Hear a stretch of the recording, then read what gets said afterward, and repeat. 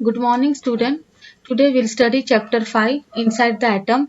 Take out your textbook page number 28. Now before studying what is the atom, we'll just revise what is the meaning of molecules, so how the molecules are formed by the chemical combination of atoms. So from this it is understood that the smallest particles of element taking part in a chemical reaction is an atom. Now based on this experiment, no, the nature of the atom as well as the internal structure of the atom, many scientists explained, and it started with the Dalton's atomic theory. Based on this, whatever it is, molecules are formed by the chemical combination of atom. Now, based on this only, the nature of the atom as well as internal structure of the atoms were studied. So first it is a Dalton's atomic theory. So everything is composed of atoms which are indivisible building blocks of matter and cannot be destroyed. All atoms of element are identical. The atoms of different elements vary in size and mass. When Dalton proposed his model, electrons and nucleus were not known. So according to the Dalton, the atom is a hard solid sphere with no internal structure. So what he proposed that the mass it is distributed uniformly in an atom.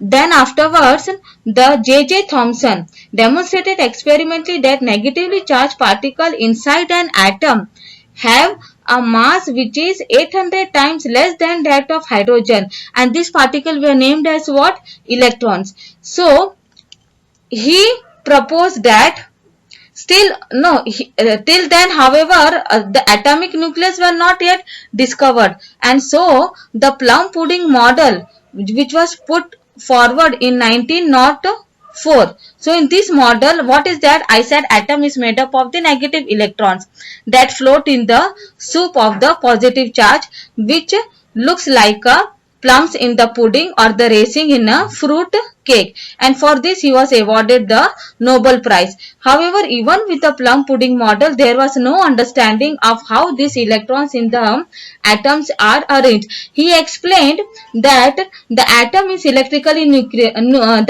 electrically neutral. How? Because the positive charge which is distributed is balanced by the negative charge on the electrons. But then also his theory failed.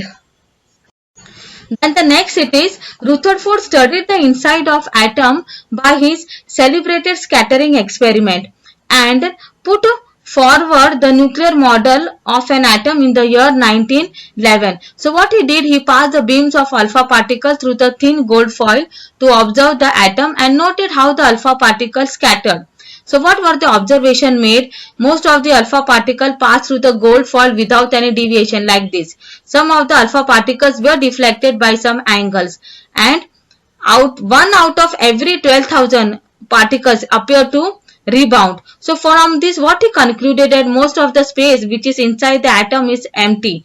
So because most of the alpha particle passed through the gold foil without getting deflected, very few particles were deflected from the part, indicating that positive charge of atoms occupies a very little space. A very small of the alpha particles were deflected by the very large angles, indicating that all the positive charge and the mass of the gold atom were concentrated in a very small volume within the atom. So this was the conclusion. So this experiment, Rutherford experiment, led to the change in ideas around the atom. His new model described the atom as what? Tiny, dense, positively charged gold called the nucleus. He discovered the nucleus, which then surrounded by the lighter negatively charged electrons. So you can, another way of thinking is that atom was seen to be like a mini solar system where the electrons orbit the nucleus like the planets orbiting around the sun. So this model is also known as the planetary model of an atom. But there were some limitations. What that? Rutherford proposed that electrons revolve around the nucleus in a fixed path called orbits. But according to Maxwell, what is it? Accelerated charged particles emit electromagnetic radiation, and hence electrons revolving around the nucleus should emit electromagnetic radiation because it is an accelerated charged particles. So this radiation would carry the energy from the motion of the electron, which would come at the cost of shrinking of the orbits.